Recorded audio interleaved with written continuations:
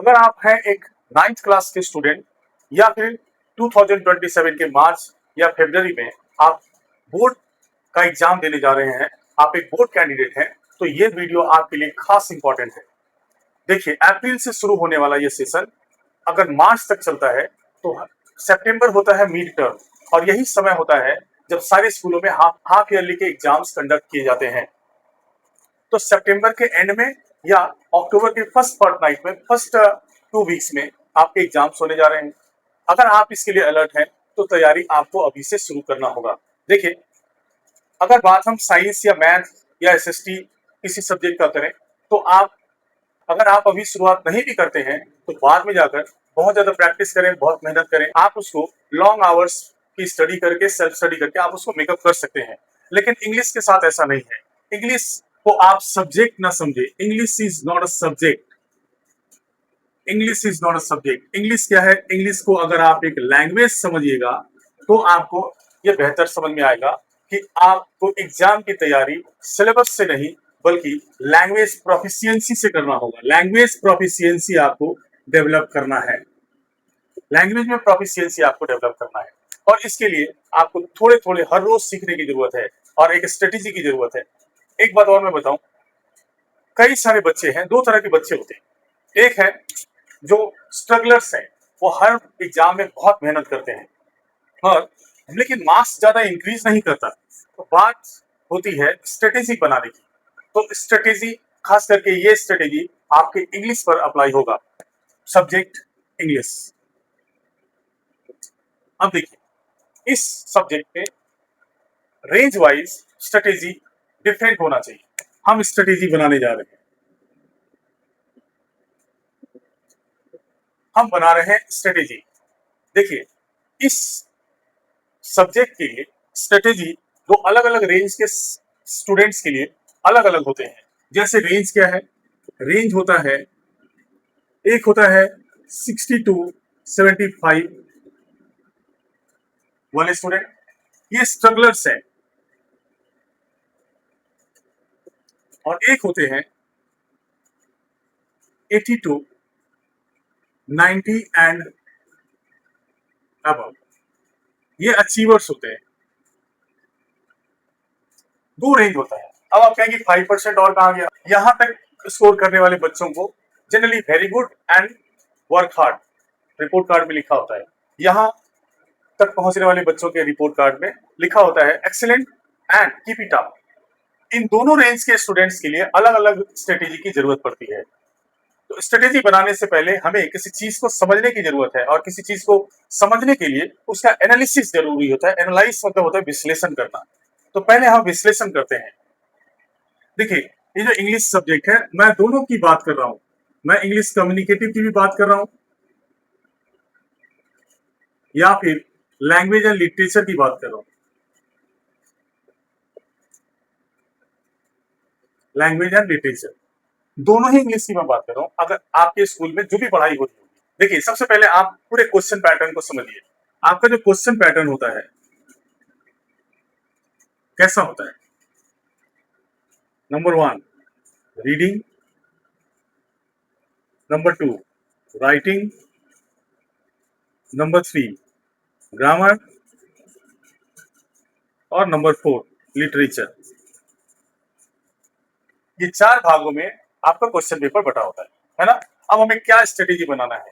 सबसे पहले याद रखिए, रीडिंग सेक्शन में मैं इन बच्चों को बताऊं, आपके आपके मार्क्स करते कहाँ हैं? आपके मार्क्स करते हैं जनरली, वहां होता है एक असर्शन रीजन, मार्क्स उसमें करता है। उसके बाद यहां गलती होने के चांस होते हैं। इसके बाद आपका मार्क्स करता है एनालॉजी, एक क्वेश्चन होता है एनालॉजी, सीबीएसई ने अभी भी डाला है। अब तीसरा होता है वोकैबुलरी। अगर एक एक नंबर के 3 क्वेश्चन हुए, बाकी question answer type, answer the question type का जो क्वेश्चन होते हैं उसमें किसी की गलती नहीं होती। जनरली ये जो एक एक नंबर के आंसर, असर्शन रीजन, एनालॉजी और वोकैबुलरी जो होते हैं, इनमें ही मार्क्स करता है, और इसमें आपको अलर्ट होने की जरूरत है।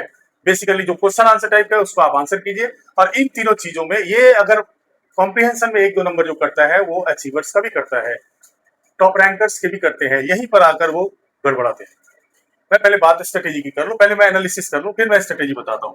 सबसे पहले मैं बता दूं आपको कि असर्शन रीजन को क्या करना है, कैसे सॉल्व करना है। जैसे रीजन है, ज्यादातर आपके ऑप्शंस क्या होते हैं, A is the reason, A is the assertion and B is the reason. A is the assertion but B is not the reason, या फिर कह रहा है कि both A and B are correct, या फिर कह रहा है कि A is correct B is wrong. आपको क्या करना है, सारे क्वेश्चंस को हटा दीजिए, आप पहले क्वेश्चंस को ना पढ़े, क्वेश्चंस आपको कंफ्यूज करेंगे। सबसे पहले आप दोनों स्टेटमेंट को पढ़िए और develop a relationship between the two, ये क्या है, और उसके बाद क्वेश्चंस को पढ़िए, फट से मिलेगा। दूसरा आ जाइए एनालॉजी। एनालॉजी जनरली रिलेशन से रिलेटेड है, रिलेशन पर बेस्ड है। जैसे कि दो चीजें, अगर दो एग्जांपल दिया हुआ है, खास करके इस तरह से क्वेश्चन होता है, जैसे बुक डॉट डॉट पेज, ठीक है ना। अब यहाँ दो दिया हुआ है और यहाँ लिखा हुआ है प्लांट। अब आपको यहाँ पे लगाना है ब्लैंक, यहाँ पे ब्लैंक है, इसमें आपको क्या करना है। तो जाहिर है कि बुक पेज बुक के अंदर होता है, तो प्लांट के अंदर क्या होता है, लीफ हो सकता है, रूट हो सकता है, स्टेम हो सकता है। इस हिसाब से आपको इसके जो है आपस के कोऑर्डिनेशन को समझना पड़ेगा। इस कोऑर्डिनेशन को समझिएगा तो इस कोऑर्डिनेशन का आंसर आप दे दीजिएगा। अब आ जाइए नेक्स्ट पॉइंट, वोकैबुलरी। वोकैबुलरी में जो सारे वर्ड, जब आप कॉम्प्रिहेंशन को पढ़ते हैं, जो वर्ड नहीं आता उसको अंडरलाइन करते हुए जाएं और आप उस सेंस को निकालने की कोशिश करें जो सेंस वो क्वेश्चन में पूछ रहा है। अगर वो आप निकाल लेते हैं, you are the winner. Writing में आ जाइए। राइटिंग सेक्शन में स्ट्रगलर्स का मार्क्स कहाँ कटता है, लेआउट में कटता है। जनरली उनको लगता है कि मैंने राइटिंग लिख दिया, नोटिस आया मैंने तो लिख दिया, अच्छा लेटर टू एडिटर वो तो आता है मुझे, आसान है, वो तो हम लिखे हैं। ज्यादातर केसेस में ये देखा जाता है कि इंग्लिश का एग्जाम देकर जब आप निकलते हैं, आप खुश होते हैं, क्योंकि इंग्लिश में कुछ ऐसा था ही नहीं जो आपको पढ़कर जाने की जरूरत थी। इंग्लिश में तो पहले से सीख कर जाने की जरूरत होती है। जिसकी इंग्लिश जितनी अच्छी होगी उसका मार्क्स उतना अच्छा आएगा। तो जनरली ज्यादातर बच्चे जो इंग्लिश का एग्जाम देकर हॉल से बाहर निकलते हैं वो खुश होते हैं, लेकिन उनको ये पता ही नहीं है, एक चीज नहीं पता है। क्या नहीं पता है, क्या नहीं पता है, वैल्यू पॉइंट्स नहीं पता है। उनको वैल्यू पॉइंट्स नहीं पता है कि मेरा मार्क्स कटता कहाँ कहाँ पर है और किस चीज का ख्याल रखता है। तो आपने क्या करना है, सबसे पहले लेआउट का ख्याल रखना है। उसके बाद लैंग्वेज में, अगर आपको खुद से लिखना नहीं आता है तो कुछ लैंग्वेज के बिगिनिंग्स आप सीख लीजिए। बिगिनिंग्स कैसे लिखना है, जैसे अगर आपको नोटिस लिखने के लिए आ रहा है तो वो आसान है एकदम, नोटिस का पूरा लैंग्वेज ही आप याद करके चले जाओ अगर लिखना नहीं आता है। और आर्टिकल्स है, ये क्या कहते हैं, आपको आर्टिकल्स आ जाए। इसके अलावा लॉन्ग कंपोजिशन में अगर आपको आर्टिकल्स आ गया लिखने, या लेटर टू एडिटर आ गया, तो आप बिगिनिंग का एंड का कुछ रेडीमेड लाइंस याद करके जाएं और वही लिखें। लेआउट का अच्छा ख्याल रखना है। It matters, your layout matters equal to your writing. क्या लिख रहे हो उसके बराबर ही इंपॉर्टेंस होता है कि आप उसको कैसे लिख रहे हो। पैराग्राफ जहां तहां से चेंज कर दिया, लाइनें छोटी बड़ी हो रही है, अलाइनमेंट नहीं है, डेट लिखा, इधर थोड़ा स्पेस देके इधर एड्रेस दे दिया, इधर डियर सर लिख दिया, ऐसे नहीं। अलाइनमेंट सही होना चाहिए, वो हो गया लेआउट। और आप सबके बिगिनिंग्स थोड़े थोड़े एंड याद करके जाओ। और अचीवर्स को मैं बताऊं, अचीवर्स को यहाँ क्या करना पड़ता है कि जनरली आपके लैंग्वेज का स्टैंडर्ड होना चाहिए। वैसे अगर 5 मार्क्स का अगर वो एक शॉर्ट कंपोजिशन है, नोटिस है, या कोई एडवर्टीजमेंट है, या कोई invitation, informal invitation, formal invitation है, तो वैसे 5 में 4, 3.5 तो सबको मिलेगा। बट अगर आप एक अचीवर है और 90% एवं अचीव करना चाहते हैं, तो आपको उसके लैंग्वेज पर ध्यान करना पड़ेगा। आपको ध्यान रखना पड़ेगा केवल सही से लिखना नहीं, रेंज ऑफ लैंग्वेज, आपको रेंज ऑफ लैंग्वेज को इनहांस करना पड़ेगा। ये तो मैं एक शॉर्ट समरी दे रहा हूँ, राइटिंग के ऊपर मैं एक सेपरेट वीडियो आपको बताऊंगा कैसे आप अपने लैंग्वेज को, अपने लेवल को बढ़ा सकते हैं। अब आ जाइए ग्रामर में। ग्रामर तो भाई सबसे पहले ये वाले लोग क्या करते हैं, स्ट्रगलर्स क्या करते हैं, तुक्का मार, क्या बोलते हैं उसको, फ्लूक, फ्लूक कहते हैं ना, तुक्का मार के, ये अच्छा लग रहा है, ये सही होगा, यही होगा। जनरली सही पूछिए तो यही सही होता है, जो सही लगता है वही सही होता है, वास्तव में वही तरीका है। लेकिन फिर भी आपको प्रैक्टिस तो करना पड़ेगा, प्रैक्टिस तो करना पड़ेगा। याद रखिएगा, लैंग्वेज एंड लिटरेचर वाले का 1 लाइन ग्रामर आता है, कम्युनिकेटिव में पैराग्राफ एडिटिंग आता है, गैप फिलिंग आते हैं, जंबल वर्ड्स आते हैं, ओमिटेड पैसेज आते हैं। जबकि लैंग्वेज एंड लिटरेचर में एक एक लाइन का होता है, fill in the blank, correct choices, dialogue के 3-4 लाइन। याद रखिएगा, लैंग्वेज एंड लिटरेचर वालों के लिए इनडायरेक्ट स्पीच बड़ा ही इंपॉर्टेंट टॉपिक है। लैंग्वेज एंड लिटरेचर के ग्रामर पोर्शन में 3 से 4 क्वेश्चंस केवल इनडायरेक्ट स्पीच पर होता है, कोई फिल इन द ब्लैंक होता है, तो कोई होता है रिपोर्ट द क्वेश्चन, तो कोई होता है करेक्ट चॉइस ऑप्शन, या फिर एक होता है कि which one is the correct answer to the question. तो ये चार अलग अलग तरह से इनडायरेक्ट स्पीच पर ही क्वेश्चन आते हैं। और इसके अलावा fill in the blanks with option, without option भी कभी कभी होता है। और ये क्या क्या हो सकते हैं, कौन कौन से टॉपिक पर ध्यान देने की जरूरत है, वो मैं नेक्स्ट वीडियो मैं आपको ग्रामर पर एक सेपरेट वीडियो बनाऊंगा, तब मैं बताऊंगा। अभी आप इतना याद रखिए कि प्रैक्टिस करनी है, ग्रामर प्रैक्टिस से आएगा। एक चीज याद रखिएगा, तुक्का तुक्का तुक्का तो मारोगे, लेकिन सही उसका जाएगा जो प्रैक्टिस करके जाएगा। और क्या करके जाएगा? और प्रैक्टिस करके जाएगा। और क्या करके जाएगा? और प्रैक्टिस करके जाएगा। और इसके अलावा कुछ नहीं, प्रैक्टिस ही करना है। तुक्का भी आपका सही जाएगा तभी, अगर आप प्रैक्टिस कर कर गए हैं। Practice practice practice. और जो अचीवर्स है, इनको क्या जरूरत है? याद रखिएगा, आपको ग्रामर के सारे टॉपिक्स आपने पढ़ लिया है, determiners, verb forms, tenses, indirect speech, non finite verbs, conditionals, सारा कुछ आप पढ़ चुके हैं। लेकिन फिर भी जब तक आप प्रैक्टिस नहीं कीजिएगा, आपसे भी गलती हो सकती है। आप भी गलतियां करके आते ही हैं, ये कोई मेरा एक दो दिन का अनुभव नहीं है। अब आ जाइए लास्ट सेक्शन जो है, दैट इज लिटरेचर। लिटरेचर में क्या है, इस बच्चों को क्या करना चाहिए, इन बच्चों को क्या करना चाहिए कि सबसे बड़ी गलती जो आप करते हैं वो है कि आप टेक्स्ट को नहीं पढ़ते।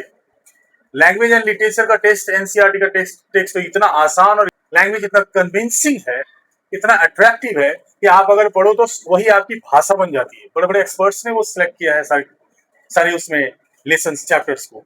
तो एनसीईआरटी का टेक्स्ट पढ़ना, रीड टेक्स्ट तो बहुत जरूरी है। अगर आपको रीड टेक्स्ट तो बहुत जरूरी है, अगर आपकी अपनी लैंग्वेज नहीं बनती, आप खुद से लैंग्वेज नहीं बना सकते, तो टेक्स्ट को पढ़िए। याद रखिए, कोई भी क्वेश्चन उससे पूछा जाएगा, जिस फॉर्मेट में पूछा जाएगा, जिस लैंग्वेज में पूछा जाएगा, जिस स्टाइल में क्वेश्चंस होते हैं, जनरली आंसर भी उसी स्टाइल में लिखा जाता है। तो नेचुरली आप जो है, अगर टेक्स्ट को पढ़े हुए हैं, तो जो क्वेश्चन पूछा जा रहा है, जनरली वो लैंग्वेज या बुक का या चैप्टर का वो एपिसोड आपके दिमाग में फ्लोट करना शुरू होगा कि यहीं से हमको लिखना है। तो लैंग्वेज अपने आप आपका सही हो जाएगा। लिंग्विस्टिक एरर में ही मार्क्स करते हैं। बस देखिए, लिटरेचर सेक्शन में कोई रॉकेट साइंस तो है नहीं, कोई ऐसा चैप्टर लैंग्वेज लिटरेचर हो या कम्युनिकेटिव इंग्लिश हो, कोई ऐसा चैप्टर नहीं है जिसमें कोई रॉकेट साइंस दिया हुआ हो जो आपको समझ में नहीं आए। तो समझते सभी कोई है, मार्क्स मिलता है सबको अलग अलग। क्यों? जनरली कंटेंट तो आपका सही होता है, लैंग्वेज का एरर होता है। तो लैंग्वेज के एरर को सही करने के लिए आपको 9th क्लास के बच्चे कावेरी को पढ़े, 10th क्लास के बच्चे जो है वो लैंग्वेज एंड लिटरेचर में फर्स्ट फ्लाइट को पढ़े, इंग्लिश कम्युनिकेटिव वाला इंटरेक्ट इन इंग्लिश या लिटरेरी रीडर को पढ़े। वो चैप्टर पढ़ना आपके लिए बहुत जरूरी होता है। और मैं अचीवर्स के लिए बताऊं, टॉपर्स के लिए बताऊं कि आपको क्या करना है, आपको सीखना होगा क्रिएटिव लैंग्वेज। क्रिएटिव लैंग्वेज, अब आप यूट्यूब पर जो है खोजना शुरू करें कि क्रिएटिव लैंग्वेज कहाँ मिलेगा, कैसे सीखना है। लंबे लंबे भाषण वहां दिए हुए, कुछ नहीं करना है। क्रिएटिव लैंग्वेज सीखने के लिए प्रैक्टिस करने की जरूरत है। तुम्हारे दिमाग के अंदर बहुत क्रिएटिविटी है, थोड़ा उसको फूड देने की जरूरत है। थोड़े से कुछ इडियोमेटिक एक्सप्रेशंस, थोड़े से किसी भी बात को अगर कोई भी क्वेश्चन जो पूछा जा रहा है उसको फ्लैटली आंसर नहीं करना है, एक स्टेप पीछे लेकर जाना है। वो बदली लड़के ने लिख दिया, Ali was an old man. एक अच्छे स्टूडेंट ने लिखा, Ali was a bereft father who was pained at the separation from his daughter. Earlier he used to drive a horse coach, that is why he is called coachman Ali.